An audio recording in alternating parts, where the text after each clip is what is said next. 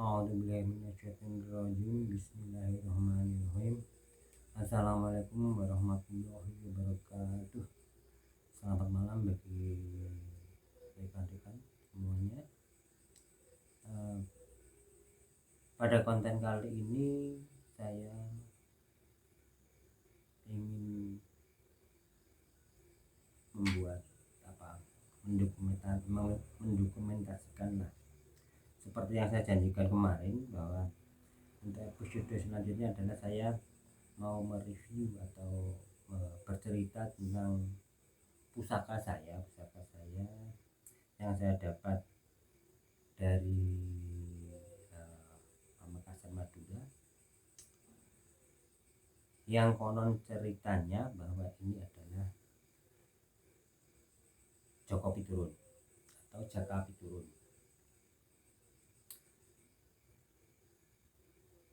Saya juga tidak meyakini bahwa 100% dalam arti 100% ini pasti Joko Piturun, karena segala sesuatu yang pasti adalah hanya Allah semata. Jadi bisa benar juga bisa salah, seperti itu. Biar lebih dekat saya perlihatkan detailnya. Ini adalah Jaka Piturun.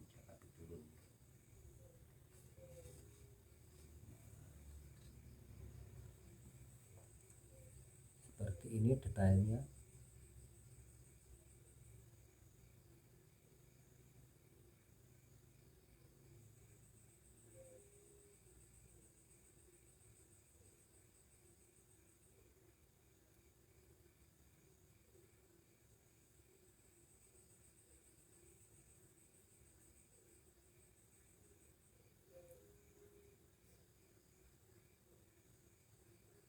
Ini lot 13. Kalau seperti ini sebenarnya biasanya disebut Nogo Sosro. Tapi ini namanya seperti yang saya istilahnya saya yakinilah, ini Joko Piturun. Namanya Joko Piturun. Sebenarnya hal ini pun hanya kebetulan menurut saya. Ini kebetulan saya review ke belakang aja. Begini ceritanya. Jadi saya orang Jawa, bapak saya dan ibu saya juga orang Jawa. Waktu bapak saya adalah seorang guru dinas tahun 60-an, dinas di Pamekasan, mengajar di sana. Saya terlahir di sana di Pamekasan. Desanya adalah Jungcangcang, di desa Jungcangcang, dimana kalau menurut cerita saya dengar, Jungcangcang itu dimana di situ adalah tempat Panembahan Sukowati yang punya Keris Joko Piturun ini. Panembahan Sukowati itu yang memukul balik bala tentara dari Pulau Bali dan Banyuwangi waktu menyerang ke Madura. Jadi dihantam balik sama Panembahan Sukowati di Jungcangcang itu. Nah, kebetulan saya pun juga terlahir di Jungcangcang. Jungcangcang itu mungkin artinya, ya menurut saya artinya adalah tempat di mana perahu ditambatkan, kapal-kapal ditambatkan, dermaga, seperti itulah. Kenapa saya tertarik dengan hal ini, dengan Joko Piturun ini? Karena waktu tahun akhir 98 lah, mungkin bulan-bulan November, ya sekitar 6 November atau Oktober lah, itu teman saya yang dinas di kepolisian bertugas di Madura sana, pulang ke Mospati, dia membawa buku panduan, selintas tentang Madura. Waktu dia habis berkunjung ke Sumeneb, Kemudian dia bawa buku itu dan dibawa pulang ke Mospati. Ya, jadi dia waktu mudik ke Mospati dia bawa bapak itu, terus ditunjukkan ke teman-teman lah, teman-teman, terus ya kita baca, terus oh ya bagus ya Sumenep. Ya Sumenep itu keraton Sumenep memang bagus kan gitu. Nah terus saya waktu membaca saya tertarik pada kisah keris Joko Piturun. Keris Joko Piturun itu yang dipegang oleh Panembahan Sukawati. Kenapa saya tertarik? Karena di dalam ceritanya itu Joko Piturun itu dibuang ke Rawasikool. Kemudian karena begitu dibuang di Rawasikool, karena dalam ceritanya itu nanti saya deskripsikan aja lah, saya deskripsikan di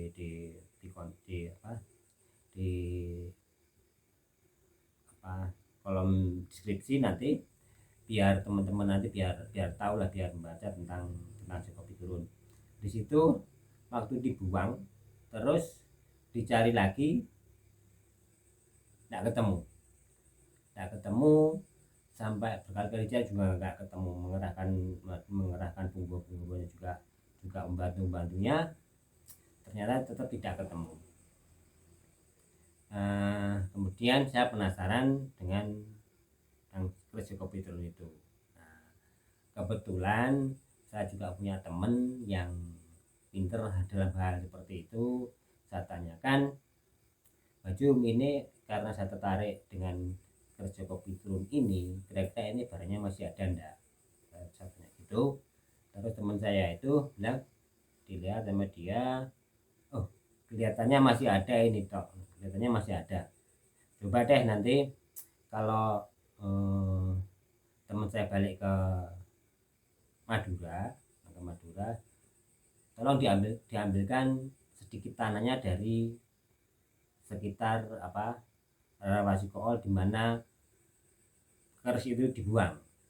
Nah, kemudian teman saya balik ke Madura tugas, terus suatu saat dia balik lagi ke Mospati sambil membawa sedikit tanah dari sana, dari rawa itu. Nah, terus dikasihkan ke teman saya, macam itu. Kemudian saya ke sana juga, terus Jum gimana, ada enggak? Terus dia bilang, dia diam sebentar, dilihat, kemudian tuh ini masih ada kok, ini barangnya bagus. Setelah itu barangnya masih utuh dan bagus. Gini, kira-kira bisa enggak diambil baju? Sudah gini ya, nanti saya lihatnya lebih pasti 3 hari lagi kamu kesini. Nanti gimananya nanti 3 hari lagi lah. Terus saya 3 hari kemudian saya ke tempatnya Maju. Terus teman saya bilang, Cok, ini bisa diambil dengan syarat bahwa kamu bisa menjalani apa yang dilakukan oleh 3 empu pembuat pusaka ini. Jadi 3 empu pembuat keris Joko Piturun. Terus saya mikir sebentar, oke, Maju, saya siap. Ya udah, nanti ini berarti kamu siap, saya kasih tahu sekalian, syaratnya adalah kamu harus puasa dulu, puasa biasa 3 hari. 3 hari puasa biasa. Kemudian setelah itu amalannya ini ya, disebut sama dia, ditulis sama dia. Saya kemudian juga melihat, jadi dari 3 empu ini, 1 empu itu menurut saya menurut keyakinan saya, 1 empu ini adalah basicnya Islam. Terus 1 empu lagi basicnya Islam Jawa, 1 empu lagi basicnya Jawa murni. Jadi dari 3 empu ini beda-beda basic lah. Nah, kemudian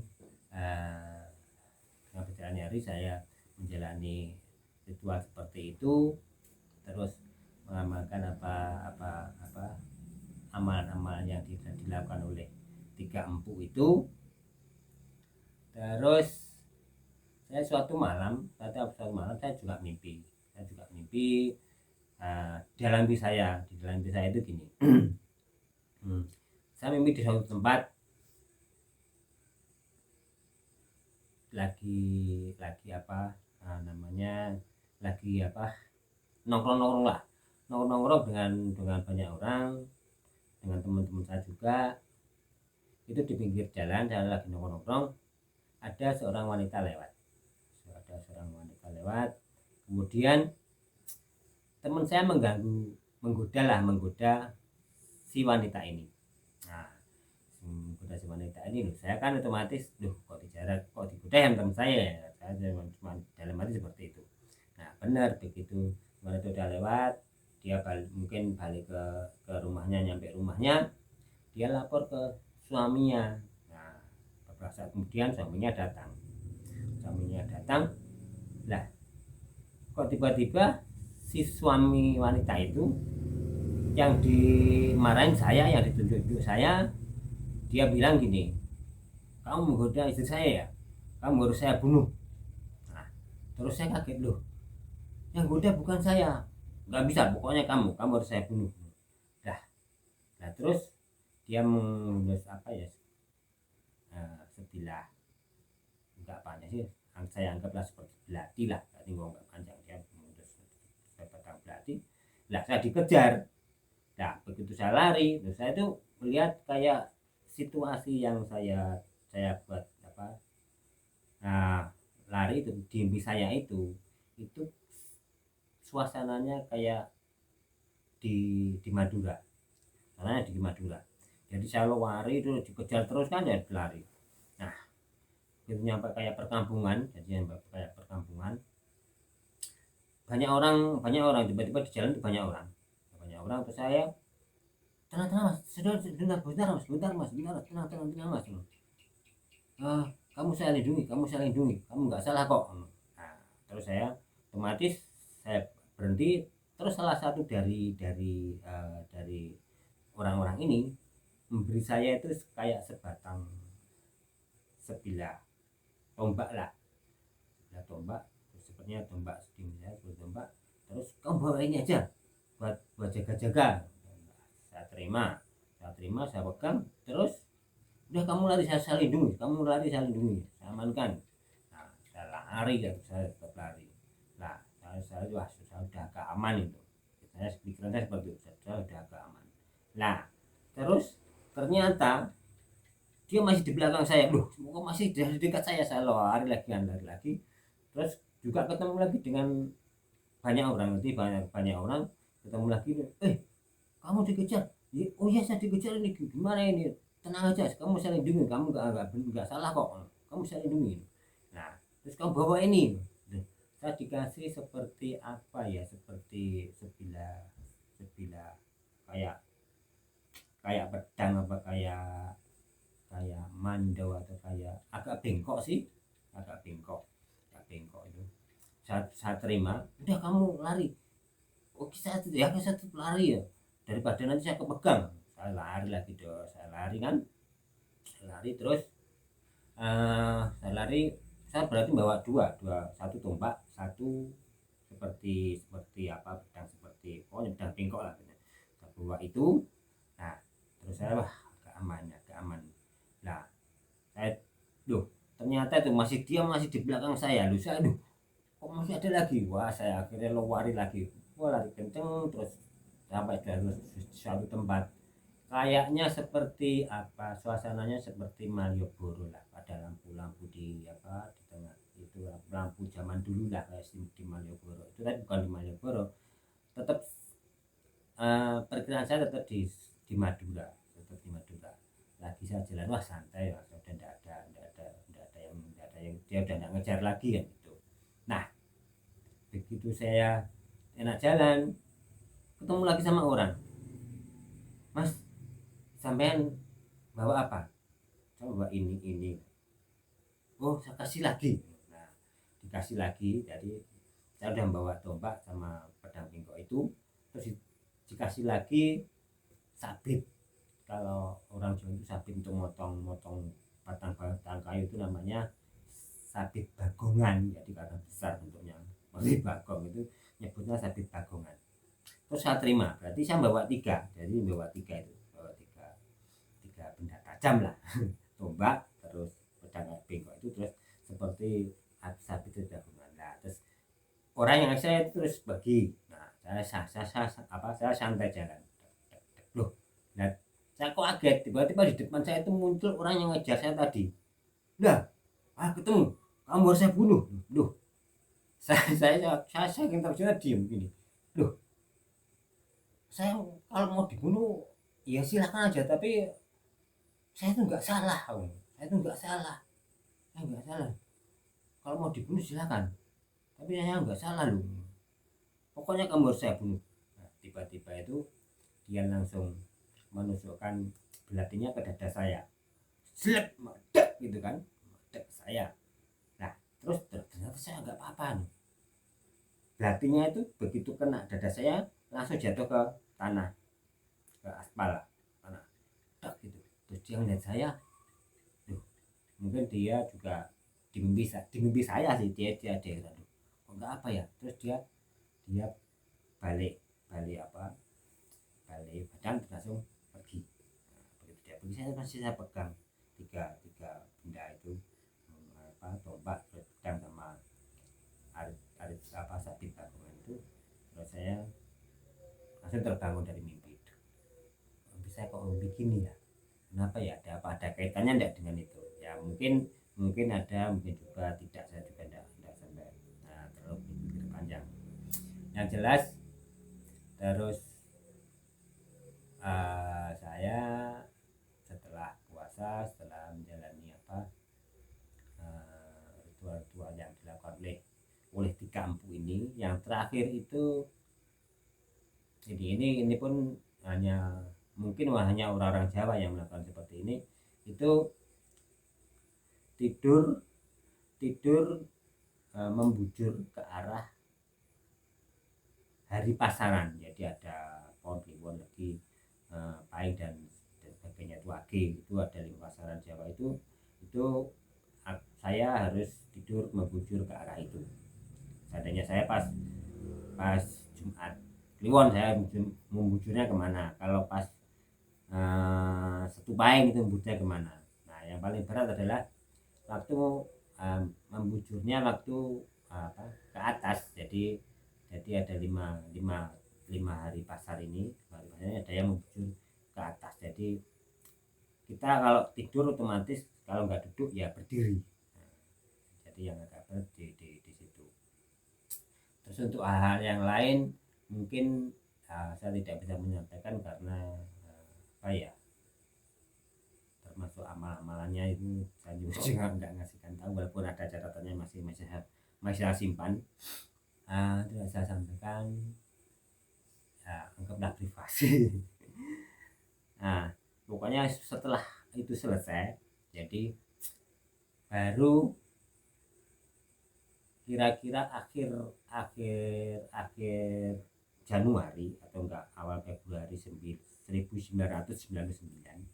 itu baru bisa diambil. Dalam arti teman saya bilang gini, tahu nanti ini saya ambil, kamu ke sana. Jadi malam Jumat, biasanya sih malam Jumat nanti kamu ke rumah, terus kira-kira malam rata-rata jam 11 ke atas sih, kadang-kadang ya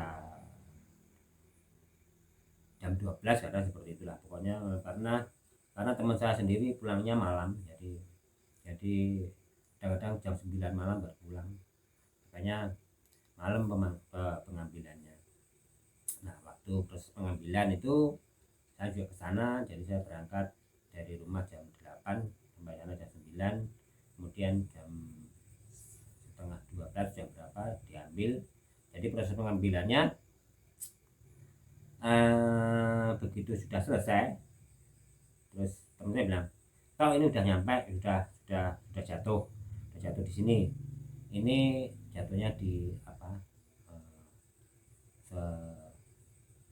kanal lah, di kanal ada di tempat teman saya itu ada kanal air.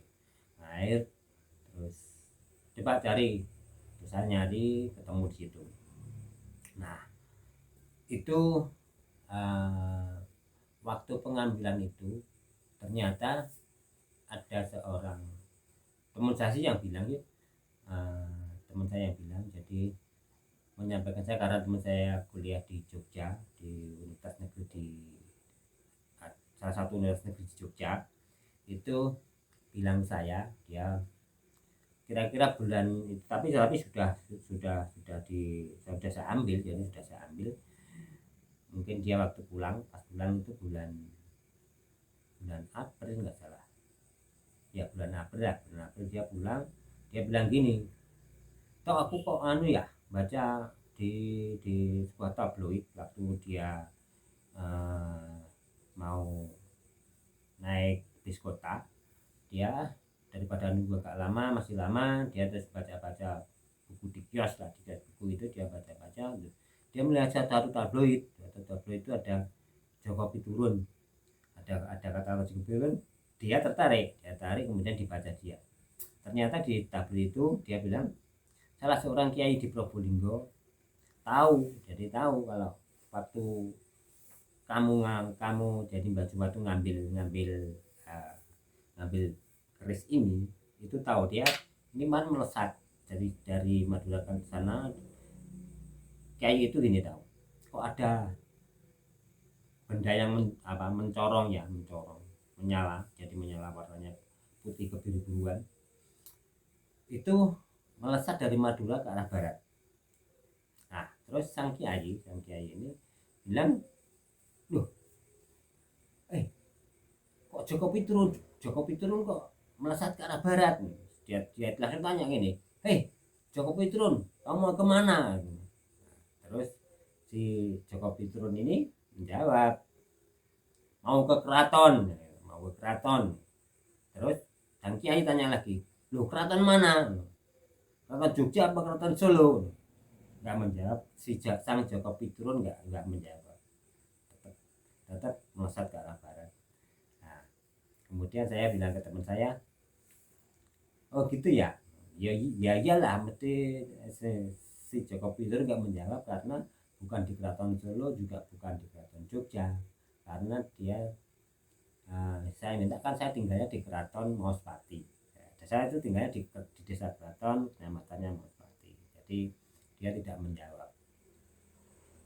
Nah seperti itu. Kemudian yang menjadi pengingat lagi adalah waktu ini sudah terambil, jadi Jokowi turun ini terambil, sudah terambil, ini hanya menjadi pengingat saya saja bahwa selang beberapa minggu kemudian, jadi 1 minggu atau 2 minggu, kalau kejadian di berita itu tanggal 19 Februari itu kabel jaringan listrik PLN yang di Selat Madura itu putus. Jadi putus, mungkin kalau saya secara mungkin ada jangkar atau ada apa yang nyangkut di itu, akhirnya membuat putus. Itu padam sampai agak lama sih waktu itu, kalau berminggu-minggu lah Madura padam. Jadi itu sebagai pengingat saja. Ya pada dasarnya begini, untuk saya itu hal-hal seperti ini jangan menjadikan seseorang itu menjadi meyakini bahwa wah ini pasti musyrik syirik karena berkaitan dengan seperti itu. Saya tidak tidak ingin berpolemik, monggo silakan mau bilang oh itu musyrik, silakan, saya sendiri tidak ingin berdebat tentang keyakinan, soalnya keyakinan setiap orang adalah beda-beda. Yang penting saya itu pada dasarnya saya itu tidak bisa apa-apa, tidak punya apa-apa, dan bukan milik siapa-siapa, karena semuanya hanya Allah. Jadi segala sesuatu datanya dari Allah dan akan kembali kepada Allah.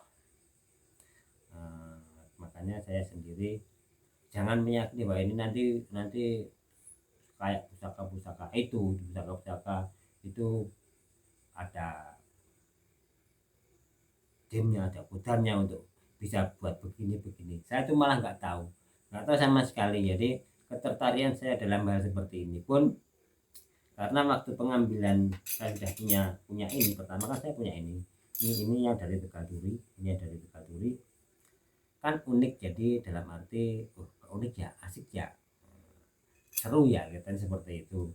Makanya saya semakin tertarik, lebih tertarik lagi.